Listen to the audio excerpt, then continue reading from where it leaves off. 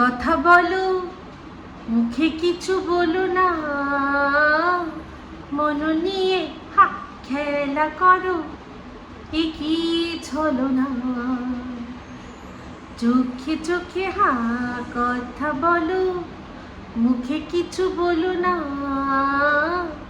মন নিয়ে খেলা করো, কি ছলো না। হাই, আমি Ipsita, welcome back to my channel. চলে এসেছি আবার একটা নতুন ভিডিও নিয়ে। তো আজকের ভিডিওর শুরুতে ইন্ট্রোডাকশন, এই যে গানটা গাইলাম, এই গানটা গাইলাম দুই ছলনাময়ী নারীর জন্য। এক হচ্ছে মন্দিরা, আর অপরজন হচ্ছে মন্দিরার সোনাদীপ ভাই। তো তাদের মধ্যে দেখেছেন যে এখন একটা নতুন কন্ট্রোভার্সির সৃষ্টি হয়ে গেছে। তো সেটা নিয়ে আমি একটা ভিডিও বানিয়েছিলাম। অ্যাকচুয়ালি বলা যেতে পারে মন্দিরার তরফ থেকে যে ভিডিওটা এসেছিলো সেটার রিয়াকশন একটা আমি ভিডিও বানিয়েছিলাম। তার মধ্যেই এই মন্দিরার সোনাদীপ ভাই, মানে আমি যাকে সুতো বলে ডাকি, তার ভিডিও দেখেও যেটা আমি আর কি দেখেছিলাম, যেটা আমার বলা সেটা আমি বলেছিলাম। তো যাই হোক, প্রচুর মানুষ আপনারা একটা জিনিস ধরে ফেলেছেন, সেটা হচ্ছে কি এগুলো সম্পূর্ণ ওদের গট আপ হচ্ছে, সম্পূর্ণ got up set up case হচ্ছে। আর হ্যাঁ, এই স্ক্রিপ্টটা কিন্তু অনেক দিন আগে, এটা হঠাৎ করে নতুন কিছু নয়। কারণ যখন প্রথম এই সুতো তার সংসার ছেড়ে, তার শ্বশুরবাড়ির ভিটে ছেড়ে ফ্ল্যাটে উঠেছিল, তখন সবাই বলেছিল যে এই যে সোনাদীপ ভাই, তার যে বোন মানে মন্দিরা, আর তারপর হচ্ছে আরেকজন হচ্ছে মারিয়া, এদের দেখা দেখি এও ফ্ল্যাটে গিয়ে থাকবে। তারপর কি হবে, ফ্ল্যাটে গিয়ে থাকবে, বরের সাথে অশান্তি, তারপর দেখা যাবে যে দুই বোন মিলে আবার এদের মধ্যে মিল করিয়ে দেবে, মানে সুতো আর তার বরের মিল করিয়ে দেবে। আর কোথাও না কোথাও জিনিসটা খানিকটা সেদিকেই যাচ্ছে বলে মনে হচ্ছে। কারণ দেখলেন যখন সোমনাথ বসলো লাইভ করতে, সেখানেও সে মানে সবাই মন্দিরাকে নিয়ে আর কি ভিডিও করেছে, প্র্যাঙ্ক ভিডিওটা যেটা জয়ীকে নিয়ে করা হয়েছে সেটার প্রতিবাদে সবাই মোটামুটি ভিডিও করেছে। কেউ ওদের সমর্থন করেনি, না দর্শকরা আর নাহি কোনো কন্ট্রোভার্সি ক্রিয়েটার। তো সবাই মিলে ওদের বিরুদ্ধে নেগেটিভ কন্টেন্ট বানিয়েছে, কিন্তু হাইলাইটেড কে হলো না, অবশ্যই সুতো। তো এখান থেকেই সূত্রপাতের পরে কি হবে, এবার আস্তে আস্তে দুজনের মধ্যে বুঝতেই পারছি। মন্দিরাও তার ভিডিওর মধ্যে বলল, যখন সোমনাথ লাইভ ছিল তখন বলল যে তোমাকেই তো বলবো, বলো তুমি তো আফটার অল তুমি তো মানে আমরা তো বোন, আমরা তো দুই বোন না, তো তোমাকে তো বলতেই পারি, যেটা বলেছি সেটা তো তোমাকে বলতেই পারি। আর তুমিও তো আমাদের সাথে বিষয়টা কি না ফোনে ফোনে মিটিয়ে নিতে পারতে। দেখুন মানে ওর মানে মন্দিরা আমার ভিডিও দেখুক না দেখুক, ওর সোনাদীপ ভাই তার তো ভিডিও নিশ্চয়ই দেখে, সেখানেও নিশ্চয়ই দেখেছে দুদিন আগেই ও আমাকে কি বার্তা দিয়েছে, বলেছে যে ওই যে ফোন করেছিল, ফোন না সরি মেসেজ করেছিল, মেসেজে মিটিয়ে নিয়েছে। তো তাহলে অবশ্যই মনে রাখতেই পারে যে তাহলে ওর সাথে যখন ফোন করে মিটিয়ে নেওয়া হলো, বা কোনো কথা যেটা আর কি রিকোয়েস্ট বা যাই হোক নির্দেশ যেটাই বলো না কেন, সেটা যখন ফোনে দেওয়া হলো, তাহলে আমাদের ক্ষেত্রে কেন ভিডিও করে দেওয়া হলো? তো এখান থেকে শুরু হবে কন্ট্রোভার্সি, মানুষের মনের মধ্যে জাগবে, প্রশ্ন জাগবে। তাই তো সত্যি ইতনা ভেদভাব কিউ? এদিকে শিল্পীকে ডাইরেক্ট বিনা অ্যানাউন্সমেন্টের স্ট্রাইক, অথচ আমাকে মানে শুধরানোর সুযোগ দেওয়া।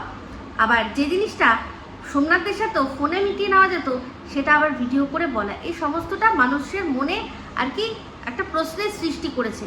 তাহলে সেই প্রশ্নটা থেকেই আসছে, যখন এই সুতো প্রথম বেরিয়ে এসেছিলো, যখন প্রথম থাকতে শুরু করেছিল, তখন সবাই অনেক দর্শকরা এটা আর কি আন্দাজ করেছিল যে ও এটা কিছুদিনের খেলা, ওই তারপর দেখবে যে দুই বোন মিলে এসে আবার মিলমিশ করে দিচ্ছে, এটাই হবে শেষমেশ, আর আমরা দর্শকরা বোকা বানবো। তো যাই হোক, সেটা যখন হবে তখন সেটা বোঝা যাবে। কিন্তু এখন যেটা আমরা খুব ভালো করে বুঝতে পারছি যে অবশ্যই মিলমিশ করার হোক বা নিজেদের মধ্যে কন্ট্রোভার্সি সৃষ্টি করে সেখান থেকে ভিউজ লোটা হোক, যেটাই হোক না কেন তারা কিন্তু করেছে।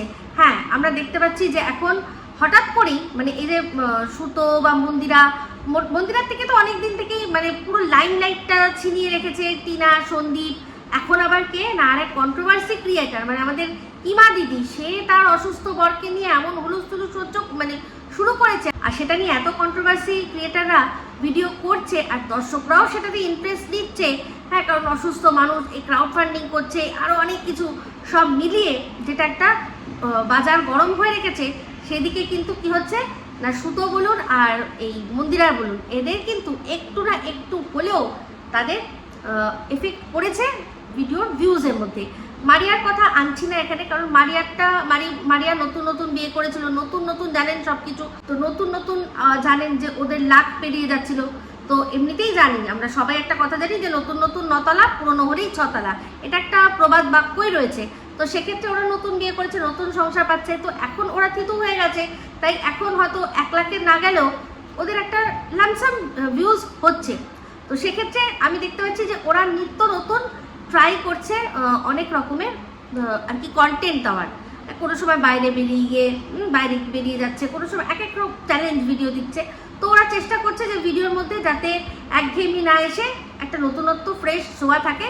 তো খুব ভালো কথা, এমনিতেই জানবেন যে ইয়াং যারা আছে না, ইয়াংদের যে কাজকর্ম দেখতে কিন্তু বেশি ভালো লাগে, একটু ভালো লাগে। বলে না যে অল্প বয়সী ছেলে মেয়েদের মুখে জয় জয়কার, সেটা হচ্ছে সর্বত্র। ইয়াং মানুষ, নবীন মানুষ, তাদের জোশই আলাদা, তাদেরকে মানুষ আলাদাভাবেই দেখে। তো সেই জন্য ওরা একটা অ্যাডভান্টেজ পায়। সেক্ষেত্রে মন্দিরা দেখলাম যে মারিয়ার মতো সাজলো, কিন্তু সেই 1 লাখ কিন্তু আর ওঠাতে পারছেন না। তো সেই জন্যই নানান রকমভাবে নানান আর কি চেষ্টা, তার মধ্যে এই প্র্যাঙ্ক ভিডিওটাও মনে হয় একটা ছিল। তো তার মধ্যে সেই প্র্যাঙ্ক ভিডিওর ফলে ভিডিও নামানামি হয়েছে, কিন্তু ফোনাফুনি যে একেবারেই হয়নি সেটা কিন্তু আমি এখন আর বিশ্বাস করি না। কারণ যেভাবে ও আমাকে মেসেজ করেছিল, কেউ তো আপনারা জানতে পারতেন না, আমিও বলিনি, ও প্রথমটা বলেনি। তারপর যখন আমার তরফ থেকে দেখলো যে কি ধরনের ভিডিও নামলো, ওর মানে সেই বিপক্ষেই আবার আমি কথা বলে যাচ্ছি, নেগেটিভ ভিডিওই করে যাচ্ছি, তখন ও কি করলো, তার মধ্যে ওর মনে হলো যে আমি যদি বলে দিই তাহলে ও দর্শকদের কাছে ছোট হয়ে যাবে, যে সে কি তুমি ইপুদিদি করে এত উল্টোপাল্টা কথা বলছো, আবার তার সাথে তলায় তলায় সেটিং ফিটিং করতে যাচ্ছ। তো সেই জন্য একটা সম্ভাব্য একটা পসিবল যা আছে ওর মতো করেও গুছিয়ে বলেছে, ফেয়ার এনাফ, তাতে আমার কোনো আপত্তি নেই। তো সেখানেই বলছি যে এই যে যেটুকু আমরা দেখছি ভিডিওর মধ্যে হয়েছে, তার বাইরেও কিন্তু অনেক কিছু হয়েছে। এইটা দর্শকরা এবার বুঝতে শুরু করে দিন, আমি মনে হয় অনেকেই বুঝছে, আর অনেকে আবার বুঝতেও পারছে না, যারা কিনা অতিরিক্ত সরল। তো যাই হোক, সেক্ষেত্রে এই যে লাইভটা হয়েছিল যেখানে সোমনাথ বসেছিল আর কি এই সুতোকে আনসার ব্যাক করতে, সেখানে লাস্টের দিকে যখন মন্দিরা আসলো, আর সেখানে যখন একদম লাস্টে শেষ হয়ে যাবে লাইভটা, সেখানে একটু অংশে পরিষ্কার দেখা গেছে যে লাইভটা বন্ধ। ও ভেবেছে হয়তো সোমনাথ করে দিয়েছে, কিন্তু তার মধ্যেই তাকিয়ে ও হেসে ফেলেছে, সেটা সবাই আমরা দেখেছি। আর এই অংশটুকুই প্রথমে আপনাদের সাথে শেয়ার করলাম। তো যাই হোক, হতেই পারে এরকম যে এখন বার্তা দিল যে আমরা তো বোন, তুমি তো আমায় ফোন করতে পারতে। তো যাই হোক, এবার বনে হয়তো পার্টি করবে, পার্টি করেঙ্গে না তেরে না ডায়নামাইট তেরি মেরি জোর সরিয়ে, তারপরে একটুখানি হ্যাঁ এইরকম সব হচ্ছে। আরে নতুন ফ্ল্যাট নিল, হ্যাঁ সে ভাড়া নিক বা যাই করুক না কেন, সেখানে একটা হাউস ওয়ার্মিং পার্টি হবে না, মানে একটা হাউস, আমাদের যেরকম আগে বলতাম আমরা গৃহপ্রবেশ, সেটা এখন হাউস ওয়ার্মিং পার্টি হয়, সবাই যায়, এসে ওটার মধ্যে আবার একটুখানি ডুগু চলে। তো সেরকম পার্টি হবে না, সবই তো একেবারে পিলেওয়ালা আছে, যেখানে মন্দিরা কিনা একদম অন ক্যামেরা বসে পুরো খেয়ে তার দেখিয়ে দিয়েছে তার কীরকম খেলে কীরকম হয়। সেখানে সুতোরটাও আমরা জেনে গেছি, যতই ও বলুক এই প্রথম ও প্রথম করে যে কতবার খেয়ে নিয়েছে, ও অনেক গুণে শেষ করতে পারবে না। তো যাই হোক, যতবার আর কি বেশি করে এরকম বোঝাতে চায় যে আমি না এগুলো আমি কিছু বুঝিই না, ততই আরও বেশি করে ওর টার্মগুলো দিয়েই ধরা পড়ে যায়। যেমন যে সত্যিকারেরই অত খাবে না, সে জানবেই না যে এটা খেলে সকালবেলা মাথা হ্যাং হয়। একবার বলেছিল কিন্তু যে ওই দিন খেয়েছিলাম তো মাথাটা পুরো হ্যাং হয়েছিল। তারপর 30-60, এই যে এই 30-60 ml, এগুলো এক একটা মেজারমেন্ট, পেগ মেজারমেন্ট, সেগুলোও কিন্তু যারা সত্যিকারেরই নতুন বা নবিশ এই বিষয়ে, তারা কিন্তু জানবে না। তো নিজের এই বিষয়টাতে ধরা পড়ে যায়। তো যাই হোক, আমার এই ভিডিওটা খুব বেশি বড় করার নেই। আমি যেটুকু বুঝলাম যে এটা সম্পূর্ণ গট আপ সেট আপ ওদের মধ্যে, সেই জন্য মানে সেই রকমভাবেই হয়তো ওরা এগোচ্ছে শুধুমাত্র ভিউজের জন্য, যেহেতু ওদের মধ্যে সম্পর্কটা এখন মোটামুটি একটা জায়গার মধ্যে রয়েছে, দুজন দুজনের সাথে কন্ট্রোভার্সিতে জড়ালে দুজনেরই লাভ হবে, তো সেরকমভাবেই হচ্ছে যা বুঝে গেলাম। কারণ দেখলাম সুতো যখন সোমনাথকে বলছে কিছু কথা বলছে, সে এমন নরমভাবে বলছে যে ও আমি বাচ্চা থেকে দূরে রেখেছি না, আমি রেখেছি না, এইরকম করে যে বলছে, ওকে আমরা এতদিন তো দেখেছি। তো যাই হোক, আর একটা কথা মন্দিরাকে না বললেই নয়। মন্দিরা যে ভিডিওটার মধ্যে সোমনাথের পাশে এই এক্সপ্লেন করতে বসেছে, সেখানে বলছে তোমরাই বলে দাও আমি কি করব, তোমরাই বলে দাও। হ্যাঁ, তাহলে কি আমি ছেড়ে দেবো না ও ছেড়ে দেবে? হ্যাঁ, ও যদি কাজ বাজ ছেড়ে দেয় তাহলে তো তোমরাই আবার বলবে কিছু করে না, বইয়ের পয়সায় বসে খায়, এইরকম তো বলে বলে তোমরা আমার মাথাটা খারাপ করে দিয়েছিলে। মন্দিরা, কন্ট্রোভার্সি দিদিরা বা দর্শকরা তারা বলেছে তোমার বর কিছু করে না? হ্যাঁ, আমরা জানবো কি করে? তুমি লোক লাগিয়ে লোক হায়ার করে আমাদের বোঝানোর চেষ্টা করলে যে তোমার বর কতটা অকর্মণ্য, তোমার বর ধর্মের সার, তোমার বর কাপুরুষ। হ্যাঁ, সে তো সব গল্প তুমি তোমার এই সোনাদীপ ভাইকে সুন্দর করে বুঝিয়ে বলে বলে সে তো দর্শকদের সামনে তোমার বরকে এরকম সাজালো, সেটা এখন আমাদের ওপর চাপাচ্ছ যে আমরা সবাই বলেছি যে কিছু করে না। হ্যাঁ, কি আবার কি কথাবার্তা? এখানে অনেক ব্লগার রয়েছে, প্রত্যেক ব্লগারেরই হাজবেন্ডরা কম বেশি কিন্তু তাদের বউদের ব্লগিং চ্যানেলে অ্যাটলিস্ট আসে। তো তার মানে কি তারা সবাই কিছু না কিছু করে না? একদমই কিছু করে না। হ্যাঁ, তাহলে কোনো যে বউ বলবে তার বর কিছু করে না, তবে না সেটা জানবে। আজকে তোমার বরের সম্পর্কে যখন মানুষ প্রথমে জিজ্ঞাসা করেছিল, নিশ্চয়ই কিউএনএ ভিডিও হয়েছিল, তখন তুমি কি বলেছিলে তোমার বর কি করে? ভালো করে চিন্তা করে দেখো তো। সারাক্ষণ তুমি বলনি, তুমি বলছো যে তোমার মাথা খারাপ হয়ে গেছিল এটা শুনে শুনে যে তোমার বর কিছু করে না, এখন কিছু করছে। তোমার বর কতবার কি করার চেষ্টা করেছে, তোমার টাকা ধ্বংস করেছে, সেই সমস্ত কথা তোমার এই সোনাদীপ ভাইয়ের তরফ থেকে আমাদের তুমি শোনাওনি কেন? বোকা বোকা কথা বলছো।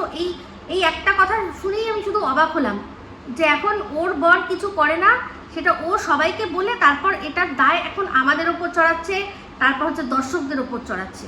কি অদ্ভুত ব্যাপার, তাই না? তো যাই হোক, এটা সম্পূর্ণ গটআপ সেটআপ, দর্শকরা বুঝতে পেরে গেছে। এবার এটা কতদিন ওরা এরকম চুইংগামের মতো টানবে জানি না, তবে হ্যাঁ এটা মনে হচ্ছে, যেহেতু এদিকে সুতোকেও সবাই বলছে ও যে একটা আষাঢ়ে গল্প শুনিয়েছে যে বাচ্চা তার চাই, অথচ বাচ্চা নেবে বলে সে শ্বশুরবাড়ি ছেড়ে, বরকে ছেড়ে এখানে আলাদা ফ্ল্যাটে ভাড়া নিয়েছে। মানে এই কথাটা তো কি বলবো, মানে এই কথাটার যে কি মানে হয় আপনারা সবাই খুব ভালো করে জানেন। আজকে ওর বর আসে না, কেউ আসে না, তো তারপর যদি বাই এনি চান্স ও প্রেগনেন্ট হয় তখন কি বলবে? বাচ্চাটা কার, তাই না?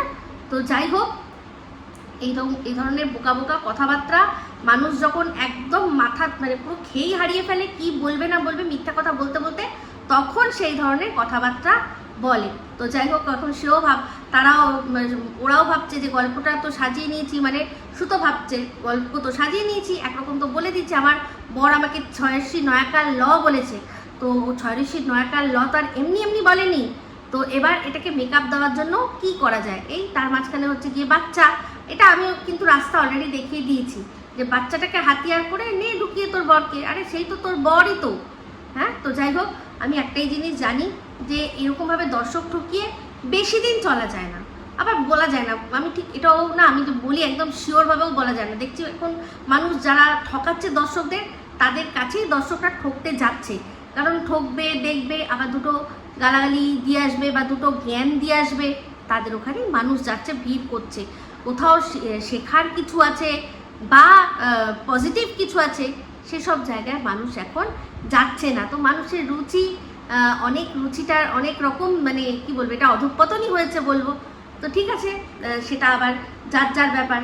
যে মনে করবে যে না এইসব জিনিস দেখবো না, আমাদের ঠকানো হচ্ছে, তখন তারা নিজেরা যতক্ষণ না বুঝবে এইসব জিনিস বলে কয়ে ঝোড়া কোদাল দিয়ে কোনোভাবে বোঝানো যায় না। ঠিক আছে, তো যাই হোক, চালিয়ে যাক।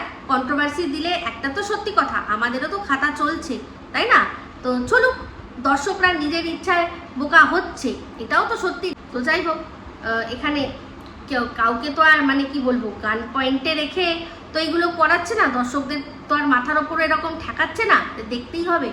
তো তারা বুঝবে, আমরা আমাদের মতো করে বলে যাব, ঠিক আছে? সবারই আর কি ঘর চলুক, সব ঘর বলতে ওরকম না, মানে সবারই খাতা চলুক, সবারই অ্যাকাউন্টে কিছু না কিছু ঢুকুক, ঠিক আছে?